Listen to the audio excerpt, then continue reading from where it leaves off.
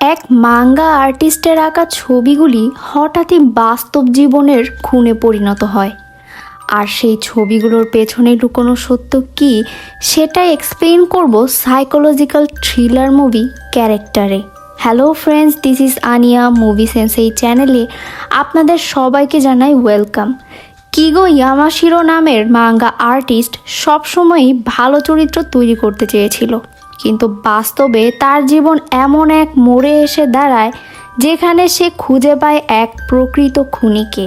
বাস্তব জীবনে খুনের সাক্ষী হয়ে দোটানায় পড়ে যাওয়া কিগো, সে কি শুধুই একজন নির্দোষ আর্টিস্ট, নাকি তার মনেও আছে কোনো রহস্য?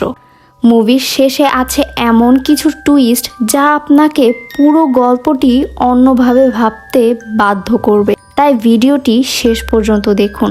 মুভির শুরুতে দেখানো হয় খুবই ট্যালেন্টেড মাঙ্গা আর্টিস্ট কিগো ইয়ামাশিরোকে, যে তার আঁকা কিছু ড্রয়িংস নিয়ে এক বড় এডিটরের কাছে যায় যার নাম ছিল ওমুরা।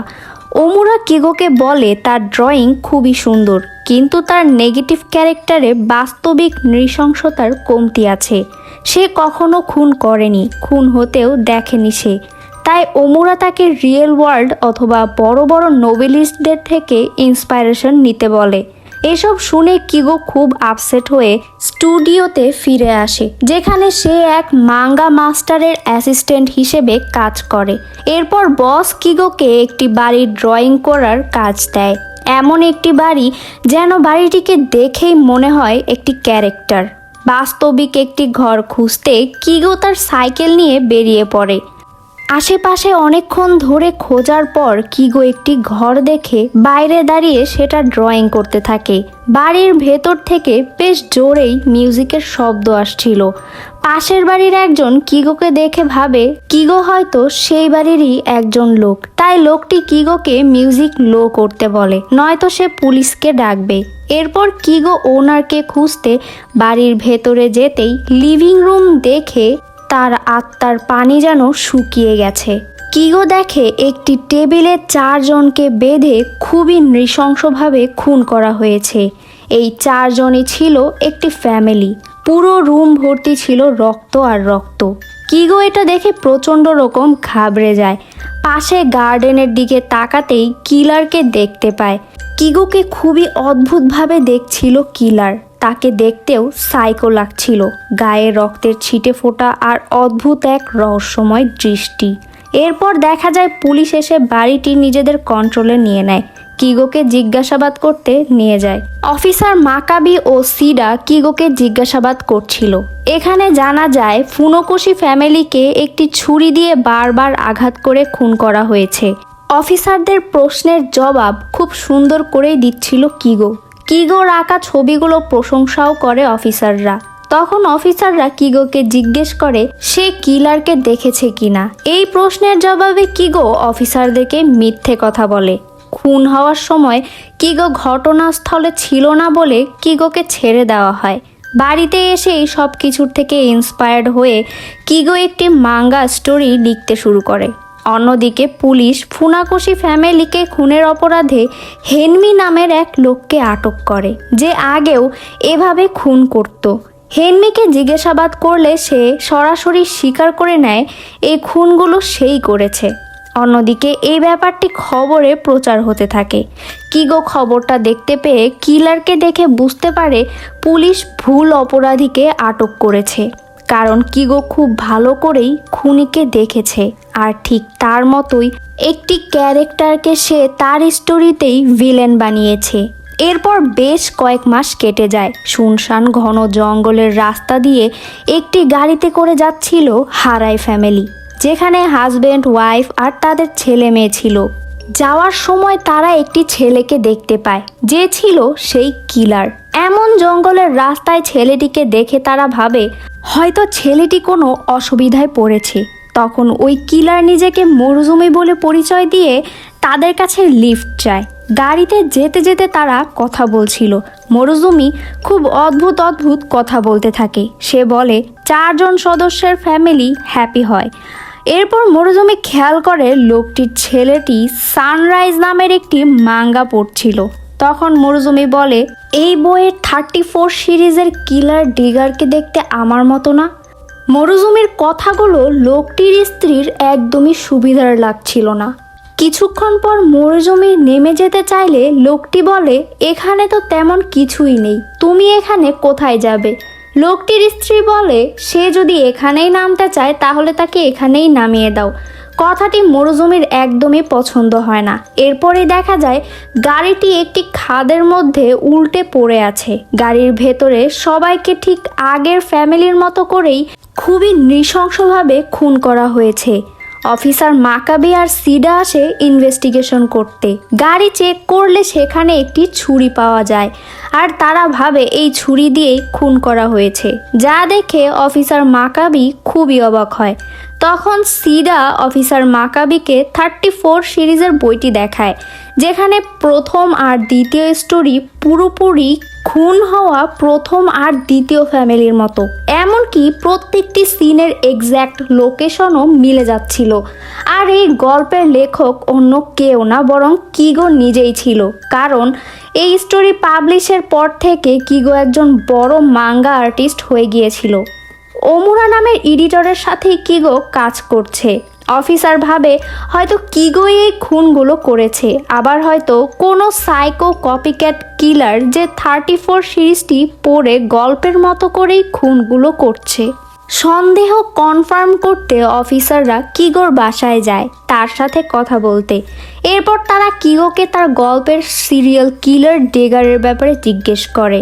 কিগো তাদেরকে বলে এই ক্যারেক্টার সম্পূর্ণ তার ইমাজিনেশন থেকে তৈরি করা। গল্পটি সে প্রথমে হয়ে যাওয়া সেই খুন আর ঘটনা থেকে ইন্সপায়ার্ড হয়ে তৈরি করেছিল। কিগো এটাও বলে যে সে কখনোই চায়নি তার গল্পের দ্বিতীয় পর্বটি কোনো কিলার কপি করুক। অফিসাররা কিগোর কথায় খুব একটা বিশ্বাস না করলেও তারা সেখান থেকে চলে যায়। এরপর দেখা যায় কিগো এই ব্যাপারটি নিয়ে বেশ ডিস্টার্ব, কারণ তার করা মাঙ্গা স্টোরির কপি করে কেউ খুন করছে।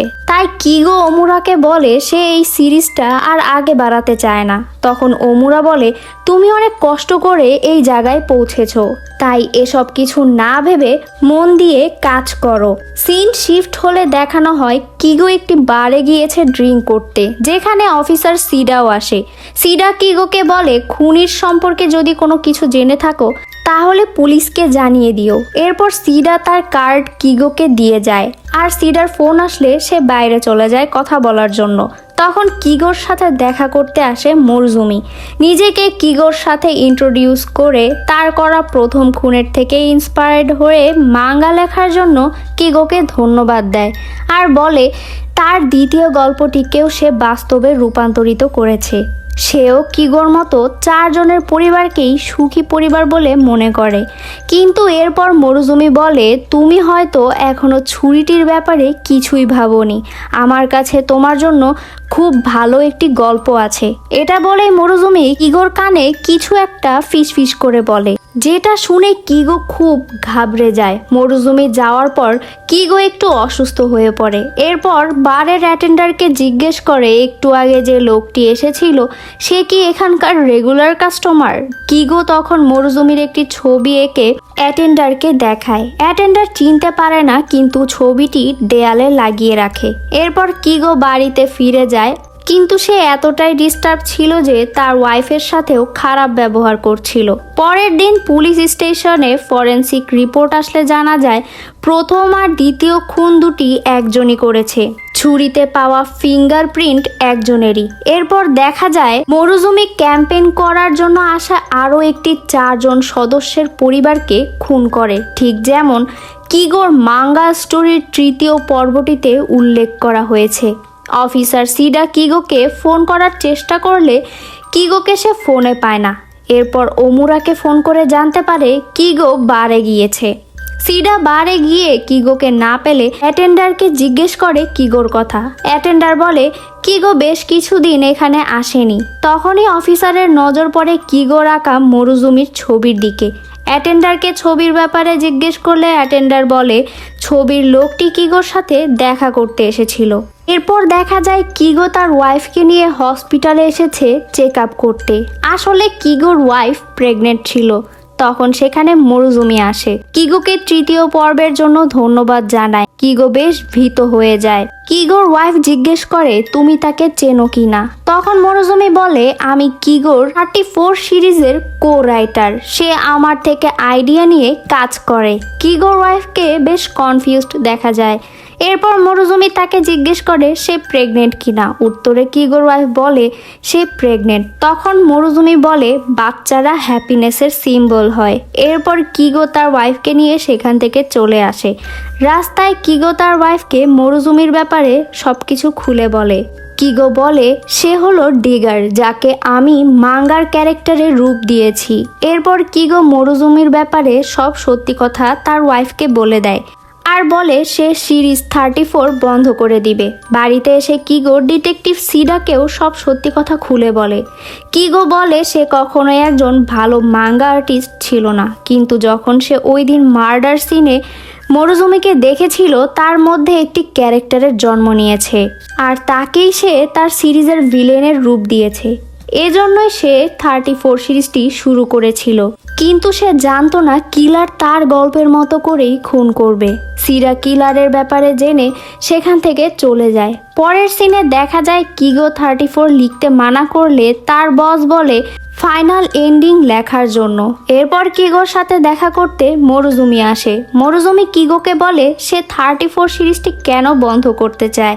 কিগো বলে আমি পুলিশকে সব সত্যি কথা বলে দিয়েছি। তখন মরুজুমি বলে মানুষ খুন করতে তো তুমিও পছন্দ করো, তফাৎ শুধু তুমি গল্পে আর আমি বাস্তবে খুন করি, কিন্তু আমরা দুজনেই খুনি। এরপর কিগোকে শেষ খুনের গল্প লিখতে বলে মরুজুমি সেখান থেকে চলে যায়। কিগো সব কথা ডিটেকটিভ সিডাকে বলে দেয়। অন্যদিকে পুলিশ ইনভেস্টিগেশন করে জানতে পারে মরুজুমি কাছাকাছি একটি গ্রামে ডেলিভারি বয়ের কাজ করে। কিগোর আকাশে প্রথম ঘরের ছবিতে মরুজুমির ভ্যানের পিকচারটিও ছিল। এরপর মরুজুমিকে দেখানো হয় যে তার ঘরে ছিল। মরুজুমির ঘরটির অবস্থা খুবই ভয়ঙ্কর। দেয়ালে টাঙানো ছিল আজ অবধি খুন করা সব ভিকটিমের ছবি। মরুজুমি সিদ্ধান্ত নেয় কিগো গল্প বন্ধ করে দিলেও সে খুন করা বন্ধ করবে না। অন্যদিকে পুলিশের টিম লোকেশনে পৌঁছে মরুজুমিকে পায় না। এরই মধ্যে মরুজুমি আরও একটি পরিবারকে খুন করে। পরের সিনে দেখানো হয় ডিটেকটিভ সিডা হারাই ফ্যামিলির মার্ডারের ছবি 34 সিরিজের সাথে কম্পেয়ার করে দেখছে, যেখানে সে একটি রোড সাইন দেখতে পায় যেটা দুই জায়গাতেই ছিল। সিডা কিগোর কাছে গিয়ে জিজ্ঞেস করে সে তার অ্যানিমে এই রোড সাইনের জায়গাটি কেন ব্যবহার করেছে। উত্তরে কিগো বলে এই এরিয়াতে 1998 সালের দিকে একটি কুজো নামের গ্রাম ছিল। সেখানে কালচার ছিল যেখানে 4 জন সদস্যের লোকের পরিবার সুখী বলে মনে করা হতো। তাই কিগো এই নিয়মকে ফলো করেই তার গল্প সাজিয়েছিল। সিডা ভাবে কমিকে এই জায়গার আসল নাম না থাকতেও কিলার কি করে সেখানে পৌঁছালো। তার মানে হয়তো কিলার সেই কমিউনিটিরই একজন সদস্য, কারণ কিগো তার কমিকে একটি ফেক নাম ব্যবহার করেছিল। এরপর ডিটেকটিভ সিডা কিগোর বাড়ি থেকে বের হতেই হেনমি তার ওপর অ্যাটাক করে বসে। হেনমি সিডাকে খুবই নৃশংসভাবে খুন করে, আর এই সব কিছুই মরুজুমি খুব কাছ থেকেই দেখছিল। ডিটেকটিভ সিডার মৃত্যুতে কিগো খুবই কষ্ট পায় আর 34 সিরিজটি লিখবে না বলেও সিদ্ধান্ত নেয়। তখন সেখানে মাকাবি এসে কিগোকে বলে সিডা কিগোর গল্প খুবই পছন্দ করত, তাই তার মাঙ্গার একটি পারফেক্ট এন্ডিং দেওয়া উচিত। এর পরের সিনে দেখা যায় কিগো 34 এর ফাইনাল এন্ডিং দিচ্ছিল, যেখানে কিলার কিগোর ফ্যামিলিকে মারতে আসে। সেখানে কিগোর বাবা মা আর বোনও ছিল। কিগোর প্ল্যান ছিল মরুজুমি তার পরিবারকে মারতে আসলে পুলিশ তাকে ধরে ফেলবে, কিন্তু মরুজুমি কিগোকে ফোন করে বলে তুমি গল্পটি ঠিক লেখনি। তোমার পরিবার 4 জনের সুখী পরিবার নয়, কারণ তোমার পরিবারের তোমার প্যারেন্টস দ্বিতীয় বিয়ে করেছে আর তোমার বোন তোমার আপন বোন নয়। মরুজুমির কথা শুনে কিগো শকড হয়ে যায়। তখন মরুজুমি বলে আমি পারফেক্ট ফ্যামিলি খুঁজে নিয়েছি। এরপর কিগো তার ওয়াইফকে ফোন করে জানতে পারে তার টুইন্স বেবি হবে, অর্থাৎ কিগোর পরিবার 4 জনের হ্যাপি ফ্যামিলি। এটা শুনে কিগো বুঝে যায় মরুজুমি তার বাড়িতে এসেছে তার ওয়াইফকে খুন করতে। এরপর কিগো তার বাড়িতে গেলে সেখানে মরুজুমি কিগোর উপর হামলা করে বসে। মরুজুমি কিগোর ওয়াইফকে মারতে যায়, আর তখন কিগো বলে গল্প অনুযায়ী প্রথমে আমাকে মারতে হবে, ওয়াইফ আর বাচ্চা পরে। তখন মরুজুমি কিগোকে মারতে এলে কিগো মরুজুমির থেকে ছুরি নিয়ে মরুজুমিকে স্ট্যাব করে দেয়। এর মধ্যেই সেখানে অফিসার মাকাবি চলে আসে, আর কিগো তখন মরুজুমিকে পুরোপুরি মেরে ফেলতে যাচ্ছিল। তখন মাকাবি মরুজুমিকে আইনের হাতে তুলে দিতে বলে। কিগো মাকাবির কথা না শুনে মরুজুমিকে মারতে গেলে মাকাবি বাধ্য হয়ে কিগোকে গুলি করে। কিগো মরুজুমির উপরে পড়ে যায়, ঠিক যেমন সে মাঙ্গা স্টোরির এন্ডিংয়ে এঁকেছিল। কিগো বডি প্রোটেক্টর পরে থাকার কারণে বেঁচে যায়। এরপর দেখা যায় মরুজুমিকে কোর্টে নেওয়া হয়েছে। এখানে জানা যায় মরুজুমি এমন জায়গায় জন্মেছিল যেখানে 4 জন সদস্যের পরিবারকে সুখী বলে মনে করা হতো, কিন্তু মরুজুমির কোনো আইডেন্টি ছিল না, তার কোনো নাম ছিল না, কোনো ঠিকানাও ছিল না। মরুজুমিকে জিজ্ঞেস করা হয় হেনমিকে দিয়ে সিডাকে কেন খুন করিয়েছে সে। তখন মরুজুমি বলে মাঙ্গা লেখার জন্য অ্যাসিস্ট্যান্টের প্রয়োজন। যখন হেনমি 4 লোকের খুন করেছিল তখন সে 16 বছর বয়সী ছিল, আর হেনমিকে দেখেই সে ইন্সপায়ার্ড হয়েছিল। এই ইন্সপায়ারেশন থেকেই মরুজুমি খুন করতে শুরু করে, আর তার খুন করা দেখে হেনমি মরুজুমির ফ্যান হয়ে যায়। তাকে ছোটোখাটো খুনে সাহায্য করত হেনমি। অন্যদিকে দেখা যায় কিগো হসপিটালে ভর্তি, আর কিগোর ওয়াইফের উপর কেউ নজর রাখছিল। মাকাবি কিগোর পাশে বসে বই পড়ছিল, তখন তার নজর পড়ে একটি ড্রয়িংয়ের ওপর। আদালতে মরুজুমির শেষ একটাই কথা ছিল, আমি কে?